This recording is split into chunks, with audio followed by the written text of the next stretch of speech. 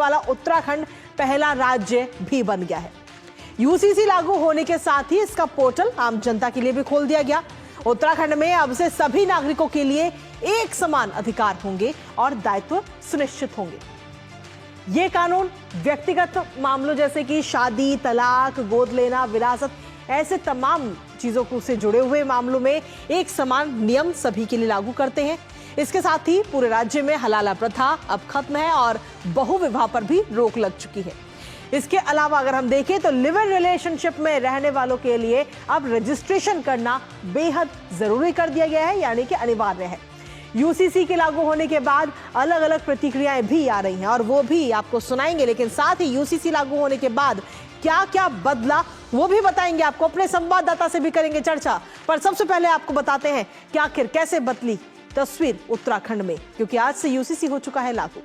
तो कैसे तस्वीर बदली, सबसे पहले उन पे ग्राफिक्स पे डालते नजर।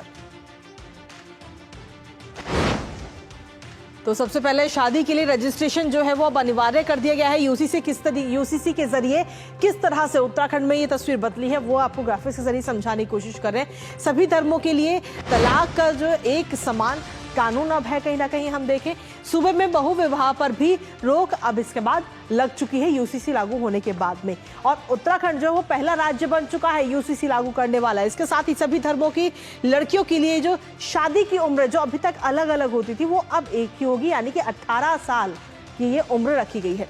सभी धर्मों में बच्चों को गोद लेने का अधिकार मिलेगा।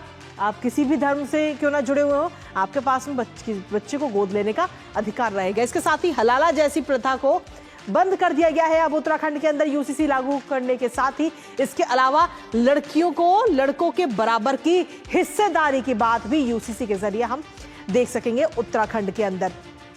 इसके अलावा अगर हम देखें तो लिव इन रिलेशनशिप का रजिस्ट्रेशन कराना भी अब अनिवार्य हो चुका है उत्तराखंड के अंदर, यानी कि अगर लड़का और लड़की आपसी रजामंदी के साथ अगर एक साथ रह रहे हैं बिना शादी किए तो उनको रजिस्ट्रेशन कराना होगा। कानून से शेड्यूल ट्राइब को पूर्ण रूप से बाहर रखा गया। पूजा पद्धति और परंपराओं से किसी भी तरह की छेड़छाड़ नहीं की गई है, क्योंकि यूसीसी को लेकर इसी तरीके के तमाम आरोप लग रहे थे कि पूजा पद्धति को बदला जा रहा है, लेकिन ऐसा बिल्कुल नहीं है। वसीयत, उत्तराधिकारी मामलों का निपटारा समान कानून के तहत अब किया जाएगा। इसके अलावा संपत्ति उत्तराधिकार मामलों में सभी धर्मों के लिए अब समान नियम होंगे। आप किसी भी धर्म से क्यों ना ताल्लुक रखते हो, लेकिन नियम जो है अब सभी के लिए समान होंगे। और इसी के साथ में अब क्या कुछ कहना है मुख्यमंत्री का वो आपको सुनाते हैं।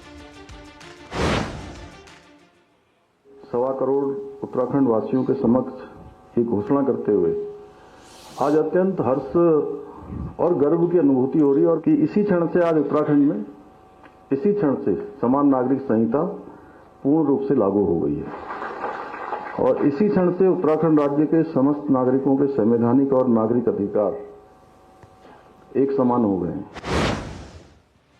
तो उत्तराखंड में आज का दिन बेहद ऐतिहासिक और बेहद अहम, काफी बड़ा दिन उत्तराखंड के लिए, क्योंकि यूसीसी लागू करने वाला उत्तराखंड देश का पहला राज्य बन चुका है। क्या कुछ बदलाव हुए वो हमने आपको बताया, लेकिन इसी पर ताजा अपडेट ले लेते हैं। इस वक्त हमारे साथ हमारे सहयोगी अंकित इस वक्त जुड़ रहे, सीधा उनका रुख करेंगे। अंकित, एक बड़ा बदलाव उत्तराखंड के अंदर यूसीसी लागू कर दिया गया और क्या कुछ जमीनी स्तर पर इसका असर पड़ता हुआ नजर आ रहा है, कैसी प्रतिक्रिया है आम जनता की तरफ से?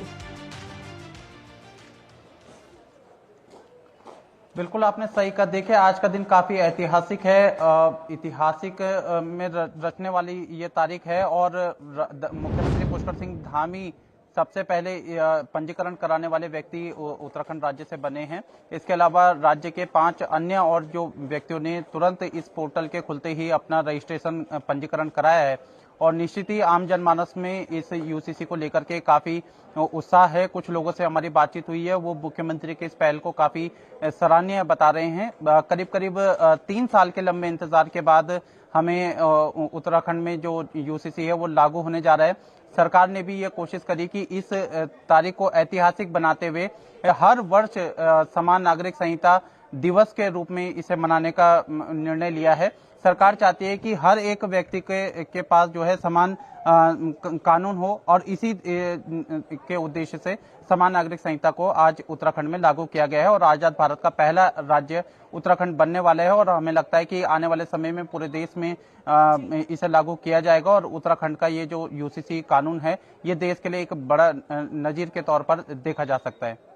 लेकिन साथ ही अंकित, अगर हम देखें तो यूसीसी को लेकर जब चर्चाएं हो रही थी, तमाम बैठकें हो रही थी, जब यूसीसी को लाने की तैयारी उत्तराखंड के अंदर हो रही थी, तो विपक्षी दलों की तरफ से तमाम सवाल भी खड़े किए जा रहे थे, खास तौर पर धर्म को लेकर और धर्म के मानने वालों के बीच में कहीं ना कहीं तमाम सवाल खड़े किए जा रहे थे कि इससे आपका धर्म को नुकसान पहुंचेगा, पूजा पद्धति को नुकसान पहुंचेगा। लेकिन अब जब यूसीसी का पूरा ड्राफ्ट बनकर तैयार होने के बाद में अब ये हम सभी के सामने है, इससे कहीं ना कहीं कई सारी चीजें अब साफ हो चुकी हैं।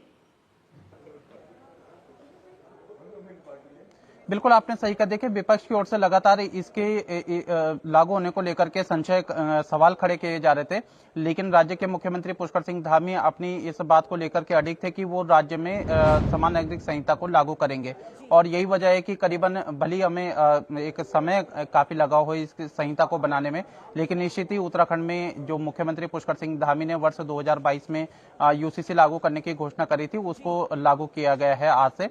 विपक्ष की तरफ से कुछ सवाल ये उठाए जा रहे हैं कि एक तो जो इसमें पोर्टल में कुछ एक जो शब्द हैं उसको लेकर के आपत्ति है। इसके अलावा ये कहा जा रहा है कि ये केंद्र का विषय है, संवैधानिक कुछ बाधाएं हैं, इस तरीके की बातें विपक्ष की तरफ से कही जा रही है।